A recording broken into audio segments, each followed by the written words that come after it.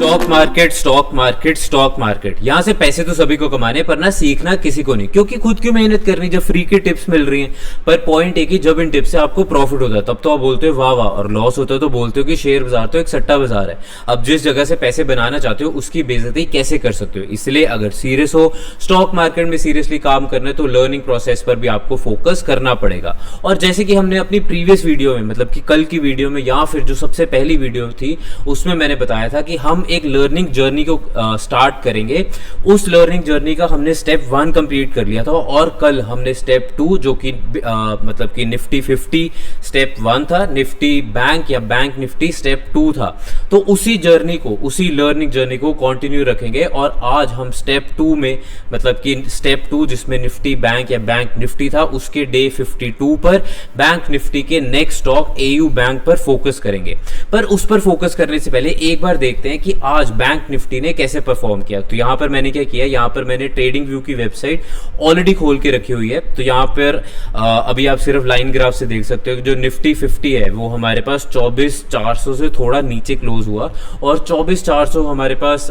मतलब जो हम जब ग्राफ देख रहे थे उस पर काफी अच्छा एक जोन था, एक रेजिस्टेंस जोन था। अच्छा, ऐसे करते हैं कि निफ्टी 50 भी एक बारी एनालाइज कर लेते हैं और देखते हैं कि आज के, मतलब कि आज हमारे पास निफ्टी 50 ने कैसा परफॉर्म किया और फटाफट करेंगे जस्ट टू सी क्लोजिंग और ओपनिंग कहाँ हुई है। और बाकी हम निफ्टी बैंक या फिर बैंक निफ्टी और एयू बैंक जो है हमारे पास स्टॉक ऑफ द डे उस पर फोकस करेंगे, राइट। तो यहाँ पर आप देख पाओगे कि जो हमारे पास आज की निफ्टी 50 में हमारे पास एक कैंडल बनी है, सॉरी मेरा सिस्टम हैंग कर गया या सो यहाँ पर जो निफ्टी 50 की कैंडल बनी है उसकी ओपनिंग तो 24,000 से ऊपर हुई, पर जो क्लोजिंग थी वो 24,000 से थोड़ी सी नीचे हुई। और ये कहीं ना कहीं हमारे पास ये जो 24,400 की हमने एक जोन मार्क किया था उस जोन के आसपास ही हमारे पास इसकी क्लोजिंग आई है, राइट। अब ये कैसे मूव करता है कैसे नहीं मूव करता वो तो हमें अब फ्यूचर में ही पता लगेगा। अब हम सीधा चलते हैं बैंक निफ्टी पर, राइट, ओके, राइट, ओके। सो यहाँ पर हमारे पास आज हमारे पास जो बैंक निफ्टी था उसमें हमारे पास, मैंने डेली चार्ट खोल के रखा हुआ है, बैंक निफ्टी ने डेली चार्ट पर एक रेड कैंडल बनाई। उस रेड कैंडल की ओपनिंग तो हमारे पास ऊपर वाली जो रेजिस्टेंस जोन था जो कि था ऑलमोस्ट 58,600 के आसपास, उसके पास हुआ, पर जो क्लोजिंग था उससे काफ़ी नीचे हुआ। अब आप देख पाओगे कि आज की कैंडल की ओपनिंग हुई 58,567.85, हाई गया 58,581.10 या 10, लो गया 58,110.10, क्लोजिंग हुई 58,200.70, मतलब कि इसने 90.80 नेगेटिव में हमें एक रिटर्न दिया है, या फिर परसेंटेज टर्म्स में देखें तो 0.16% का हमें एक नेगेटिव रिटर्न दिया है। अभी हम जो रिटर्न जो है उसको अगर साइडलाइन कर दे तो हमें यहाँ पर कैंडल ये बता रही है कि जो हमने कल जो हमने 58,600 की एक रेजिस्टेंस जोन, सॉरी, जो रेजिस्टेंस जोन को मार्क किया था उसकी रेलिवेंस और ज़्यादा बढ़ रही है। क्यों? क्योंकि यहाँ पर जो रेजिस्टेंस जोन, जैसे कि हमने कल डिस्कस किया था कि 25 जून 2026, 6 जुलाई 2026 और आज भी हमारे पास 7 जुलाई 2026 को ये पर्टिकुलर जोन से stock, not stock but bank Nifty या निफ्टी बैंक का इंडेक्स है वो नीचे ही आया है। इट मीन्स यहाँ पर रेजिस्टेंस हमारे पास ज़्यादा बढ़ जाती है। इसके अलावा और तो कुछ खास डिस्कस करने के लिए नहीं है, वो सब हमने कल ही प्रीवियसली डिस्कस कर लिया था कि ऑलमोस्ट जो हमारे पास रेंजेस जो हैं वो क्या है बैंक निफ्टी में। तो अब हम सीधा चलते हैं अपने आज के जो स्टॉक ऑफ द डे, मतलब कि बैंक निफ्टी का वो स्टॉक जिस पे आज हम डिस्कशन करेंगे, तो वो है एयू बैंक या फिर एयू स्मॉल फाइनेंशियल बैंक,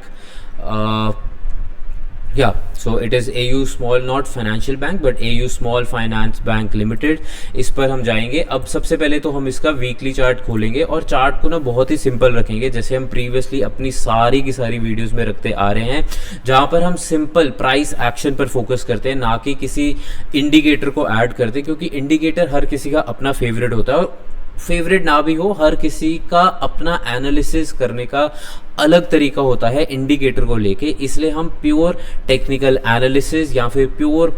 जो प्राइस एक्शन है उस पर ही फोकस करेंगे। इसके अलावा मैं आपको ये भी बताना चाहूँगा कि अगर आपको चार्ट्स और कैंडल्स कंफ्यूजिंग लग रहे हैं तो कोई बात नहीं, इंटरनेट पे बहुत सारा फ्री कंटेंट है जहाँ पर आप कैंडल्स, चार्ट्स और भी बेसिक चीज़ें बड़े ही आराम से सीख सकते हो। बट फिर भी क्योंकि वो स्कैटर्ड वे में है, आपको एक्स्ट्रा मेहनत करनी पड़ेगी। तो अगर आपको पैसे कमाने तो ऑब्वियसली मेहनत तो करनी पड़ेगी, पर फिर भी अगर आपको मार्केट को थोड़ा स्ट्रक्चर्ड वे में सीखना है या फिर मार्केट के रेगुलर अपडेट सीखना चाहते हो तो नीचे डिस्क्रिप्शन में मैंने अपने टेलीग्राम पेज और टेलीग्राम चैट का लिंक डाल दिया है, जहां पर मैं रेगुलर बेसिस पे सब कुछ अपडेट करता रहता हूं, स्टॉक मार्केट से रिलेटेड या फिर कुछ कुछ एजुकेशनल कंटेंट भी डालता रहता हूं। तो आप उससे वहां कनेक्ट भी कर सकते हो और कोई भी क्वेरी भी पूछ सकते हो, राइट। तो यहां पर हम वापस आते हैं AU small finance bank limited पर। इसकी जो लास्ट कैंडल है, ये जो ग्रीन वाली कैंडल है, इसको अभी हम इग्नोर करेंगे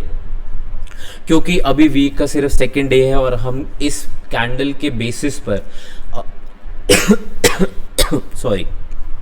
इस कैंडल के बेसिस पर हम अभी कुछ भी जजमेंट नहीं करना चाहते। हम इसकी जो प्रीवियस कैंडल्स है, जो प्रीवियस 3 कैंडल्स है, उन पर फोकस करेंगे या फिर जो प्रीवियस हमारे पास कैंडल स्ट्रक्चर बना है या पूरा का पूरा चार्ट बना है उस पर फोकस करेंगे। तो यहाँ पर आप देख पाओगे कि ये जो तीनों कैंडल्स हैं एक ही बात बता रही हैं, और वो बात वैसे तो अभी भी जो लास्ट कैंडल जिसको अभी हम इग्नोर कर रहे हैं वो कैंडल भी उतना ही रेलिवेंस दे रही है, बट अभी हम उसको इग्नोर करेंगे। बट हम जो लास्ट 3 कैंडल्स देखें तो यहाँ पर ये तीनों कैंडल्स एक बात जरूर बता रही है कि कहीं ना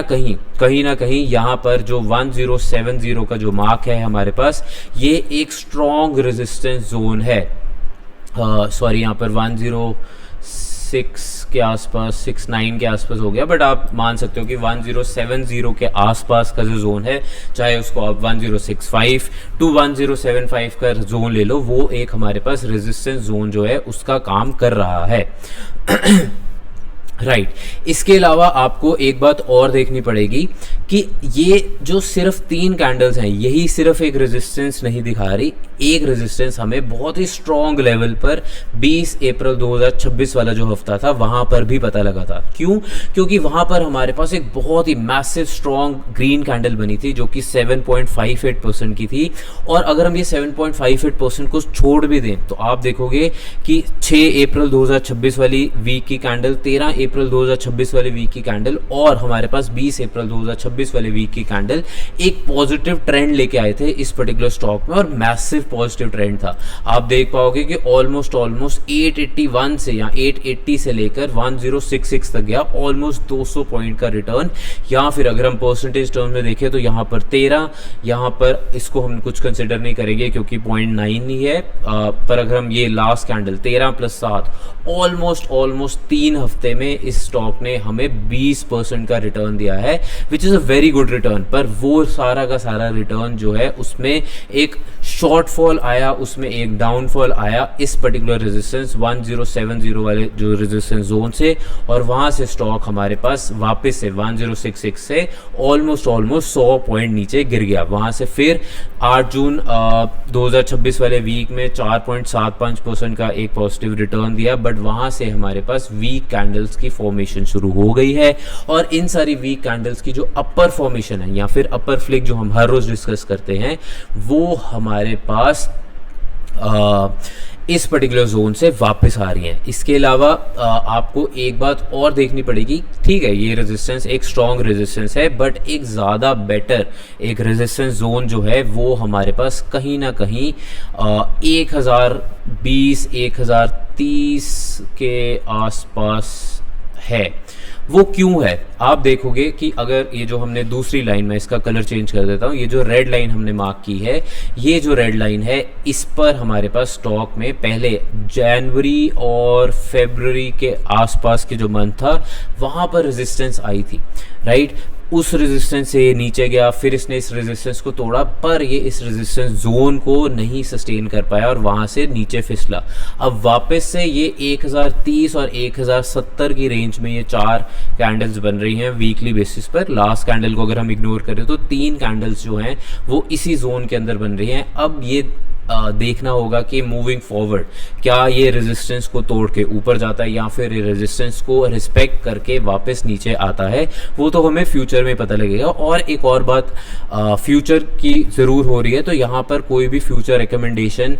या फिर फ्यूचर प्रेडिक्शन नहीं की जाती, ना ही बाय या सेल का रिकमेंडेशन दिया जाता है। तो आपको ये वीडियो सिर्फ एजुकेशनल पर्पज से ही देखनी है। अगर आपको किसी भी लेवल की ट्रेडिंग, किसी भी स्टाइल की ट्रेडिंग करनी है तो आप अपने फाइनेंशियल एडवाइजर से पूछ के या फिर खुद के टेक्निकल एनालिसिस को कर ही करें। यहाँ पर आपको कोई भी टिप नहीं देने वाला मैं, राइट। अगर हम ग्राफ को थोड़ा सा और छोटा करें और देखें कि इन सारी पॉइंट्स का कोई रेलिवेंस पीछे दिख रहा है या नहीं, अभी तो मुझे लगता नहीं कुछ है, बट लेट्स सी,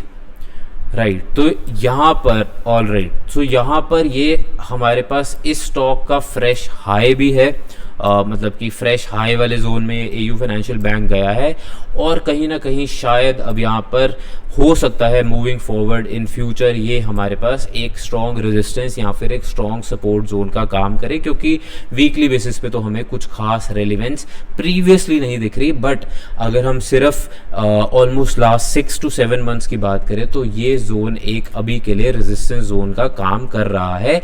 और हो सकता है कि हमें यहाँ पर देखना पड़े इन सारी ये जो दोनों जोन्स हैं इनकी रेलिवेंस को हमें नोट करना पड़े मूविंग फॉरवर्ड, राइट। तो वीकली बेसिस पर तो हमने देख लिया, यहाँ पर मैं ड्राइंग्स को रिमूव करता हूँ और सीधा चलते हैं आज के चार्ट पे। देखते हैं कि डेली चार्ट पर 7 जुलाई 2026 को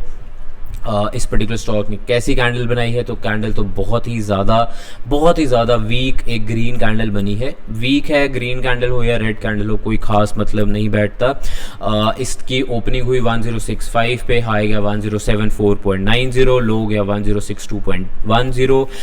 क्लोजिंग हुई 1066.90 प्लस 5.50 या फिर प्लस 0.52% का इसने हमें एक पॉजिटिव रिटर्न दिया है। बट उस रिटर्न का कुछ खास फायदा नहीं है, एक्सेप्ट आज की जो हमारे पास ग्रीन कैंडल का अपर फ्लिक बना है वो कहीं ना कहीं हमारे पास वही जो जोन हम 1070 का कर रहे थे, यहाँ पर 1080 के आसपास का जोन दिख रहा है हमें ऑन द डेली चार्ट। तो वही जोन के आसपास इसकी रिट्रेसमेंट हुई है और कहीं ना कहीं डेली चार्ट पर भी 1070 1080 के आसपास एक रेजिस्टेंस लेवल दिख रहा है। और वही सेम रेजिस्टेंस लेवल वैसे कल भी दिखा था, मतलब कि 6 जुलाई वाले जो डे था, ट्रेडिंग डे था, उसमें भी हमारे पास ये जो स्टॉक था काफ़ी ऊपर गया इन द सेंस कि इसका हाई गया 1090, बट उसी लेवल से ये वापस नीचे आया और इसकी क्लोजिंग आप देख पाओगे, इन दोनों कैंडल्स की क्लोजिंग बहुत ही ज़्यादा वीक है, मतलब कि बॉडी बहुत ही ज़्यादा वीक है, राइट। इसके अलावा अगर आप और देखना चाहो तो कहीं ना कहीं ये जो स्टॉक है हमारे पास 1020 के आसपास ऑन द डेली चार्ट एक सपोर्ट ले रहा है। आप देखोगे कि एक जो गैप अप आया था हमारे पास 15 जून 2026 वाले हफ्ते में, सॉरी नॉट हफ्ता बट डे में, वहाँ से स्टॉक काफ़ी दिनों से ऑलमोस्ट इन दो रेंज के बीच ही ट्रेड कर रहा है और कहीं ना कहीं ऑलमोस्ट 30 जून मतलब कि 15 जून से लेकर 30 जून मतलब कि हाफ अ मंथ के लिए उसने 1020 वाली जो सपोर्ट जोन है उसको रिस्पेक्ट किया है, उससे ऊपर ही रहा है या रह रहा है। इसके अलावा अगर हम देखें तो और तो कुछ खास, मतलब फिर तो वीकली चार्ट वाला सिस्टम हो जाएगा, बट हम अगर यहाँ पर यही जो पैटर्न्स हैं, एक और आप बोल सकते हो कि सपोर्ट जोन हमें ऑलमोस्ट 960 to 980 के बीच में दिख रहा है। ये हमारे पास दो सपोर्ट लेवल है और एक रेजिस्टेंस लेवल है जो डेली चार्ट पर हमारे पास 24 अप्रैल को भी दिखा और काफ़ी हद तक आप बोल सकते हो कि 24 जून से लेकर ऑलमोस्ट आज जो हमारे पास 7 जुलाई हो गया है, 7 जुलाई हो गया है, तब तक दिख रही है on the daily chart, right. तो ये था हमारे पास डेली चार्ट का व्यू। अब हम सीधा चलते हैं एक शॉर्टर टाइम फ्रेम पर और देखते हैं कि आज की कैंडल ठीक है वीक कैंडल बनी, पर क्या शॉर्टर टाइम फ्रेम पे उस पर एक स्ट्रॉन्गर मोमेंटम कहीं ना कहीं किसी एक साइड पे आया या नहीं आया, राइट। तो यहाँ पर मैंने 15 मिनट्स ग्राफ जो है वो खोल लिया है और यहाँ पर आप देख पाओगे कि कुछ खास रेलिवेंट नहीं रहा मतलब मोमेंटम, बट येस जो हमारे पास फर्स्ट ओपनिंग थी, जो फर्स्ट कैंडल थी वो एक गैप अप ओपनिंग थी, काफ़ी ज़्यादा स्ट्रॉन्ग ग्रीन कैंडल थी with a good lower flick, but उसके बाद ऑलमोस्ट स्टॉक हमारा एक साइडवेज मोशन में रहा। पर जब स्टॉक हमारे पास यहाँ पर ऑलमोस्ट 1:15 पे इसने एक लेवल मेंटेन किया, वहाँ से ये हमारे पास स्ट्रांगली नीचे आया ऑलमोस्ट 230 तक। तो अगर किसी ने स्कैल्पिंग या किसी ने इंटरडे किया होगा तो आई होप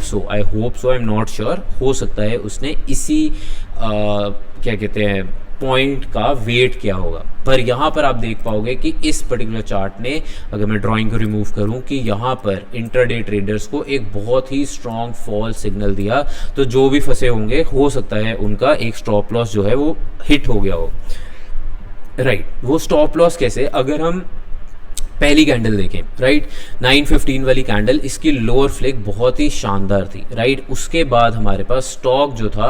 अगर हम इसकी जो ओपनिंग प्राइस 1066 वाली ओपनिंग प्राइस है, इस पे एक लाइन मार्क कर दें और ये सोचें कि यार ये लोअर फ्लिक तो हमारा लोअर लेवल था, इसको स्टॉक हिट नहीं करेगा, राइट। यहाँ से आप देखोगे कि स्टॉक हमारे पास एक साइडवेज ट्रेंड में रहा, राइट। उसके बाद हमारे पास स्टॉक ने मैं इसका कलर चेंज कर रहा हूँ, उसके बाद आप देखोगे स्टॉक ने इसी पॉइंट पे 10:45 पर ये जो अपर मतलब जो ओपनिंग प्राइस थी वहाँ पर एक लोअर फ्लिक बनाया और वहाँ से स्टॉक ऊपर गया। उसके बाद काफ़ी देर तक सीधा इन द सेंस की साइडवेज मोशन में रहा और फिर 12:30 एक बहुत ही क्रूशियल कैंडल बनाई। वो क्रूशियल कैंडल ऐसी थी कि उस रेड कैंडल में, राइट, उस रेड कैंडल की जो एक रेड कैंडल बनी, सेलर्स आए, उन्होंने बहुत पुश किया इसको नीचे लेके जाने का, बट यहाँ पर एक लोअर फ्लिक बनी जो कि बायर्स ने इसको ऊपर पहुंचाया। और कहीं ना कहीं ये हो सकता था कि ये लोग मान सकते हैं कि यहाँ पर यार ये लोअर फ्लिक 2 बार हिट हो गई है, एक बारी यहाँ पर, एक बारी राइट, एक बारी 12:30, एक बारी 10:45 पर, और जो 9:15 की कैंडल थी उसमें भी हमारे पास एक लोअर फ्लिक था, which means right, which means कि कहीं ना कहीं पॉजिटिविटी है, ये नीचे नहीं जाने वाला। तो कहीं अगर किसी ने इस पर्टिकुलर रेंज में एक ट्रेड लिया होगा तो वो ट्रेड हमारे पास उल्टा पड़ गया। क्यों? क्योंकि यहाँ पर हमारे पास एक फॉल सिग्नल दिया कैंडल्स ने, तो हमें इन फॉल सिग्नल से भी बचकर चलना चाहिए, राइट। तो ये था हमारे पास इस पर्टिकुलर स्टॉक का टेक्निकल एनालिसिस, वीकली, डेली और शॉर्टर टाइम फ्रेम पे। एंड इन एडिशन हमने निफ्टी बैंक और या फिर बैंक निफ्टी और निफ्टी 50 पर भी टेक्निकल एनालिसिस किया। तो इसी तरह हम अब कल भी मिलेंगे एक नए स्टॉक पे, हम उस पे टेक्निकल एनालिसिस करेंगे, उस पे हम सीखेंगे कि टेक्निकल एनालिसिस कैसे किया जाता है। तब तक के लिए आप अपनी भी मेहनत ज़रूर करते रहें और अपना खुद का ध्यान रखें। Good bye.